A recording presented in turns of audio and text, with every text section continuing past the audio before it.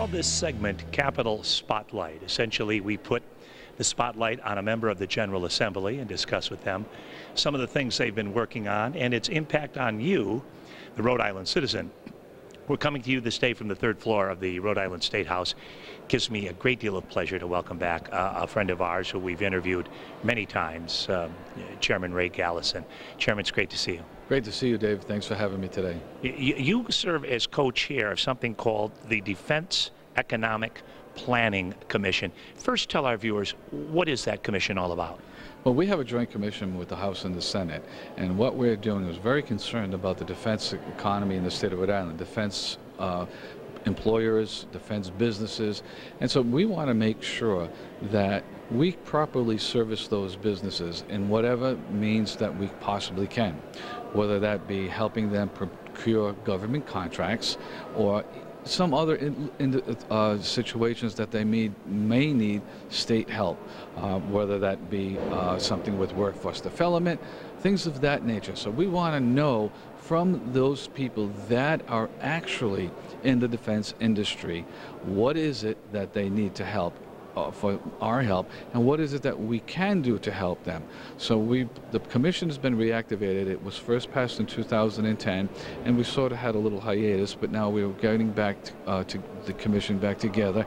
And on this coming Thursday, we're going to have our official meeting at 1 o'clock in the afternoon.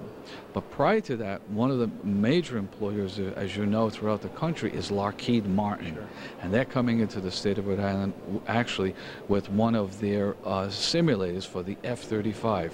And people are going to actually be able to see that, sit in that, and look at that, and it's just tremendous. And we're hoping that Lockheed Martin will come to Rhode Island, and that's one of the reasons why we've invited them, and I'm very, very pleased that they accepted our invitation. Well, we certainly in the Ocean State have a marvelous history with the defense industry and the military in general.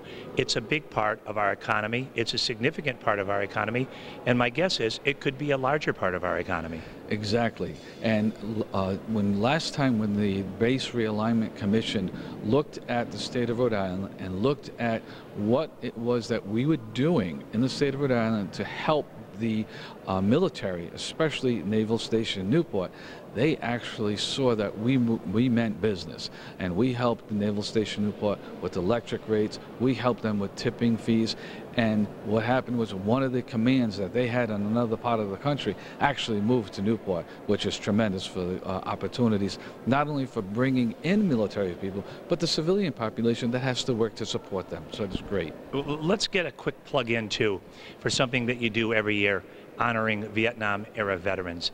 I know it's something that's very important to you, and obviously to the men and women who served. It's very important to them as well. It is very important, and this is the 52nd anniversary of the beginning of the Vietnam War. And this year, we are going to honor the 107th Signal Company, which was a National Guard unit, a Rhode Island National Guard unit, which was actually, the whole unit itself was activated and sent over to Vietnam. And the men and women that served in that unit, we're planning on a major commemorative service for them.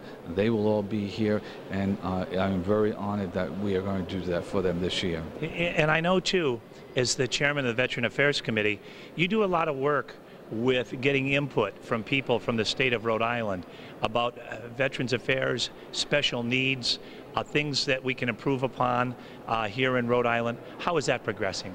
It is progressing very well, and then this past Thursday and Friday, with the Office of Health and Human Services Secretary Constantino, there was an all-day session on those 2 days dealing with people that have issues relative to post-traumatic stress disorder and relative to some other issues that they have, and we need to do the proper planning, and we need to make sure that those services are out there for the men and women that have served this country, and I'm very pleased that we were able to participate in that.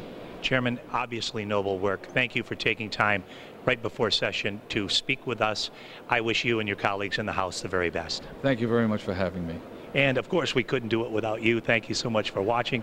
It's called Capitol Spotlight. I'm Dave Barber.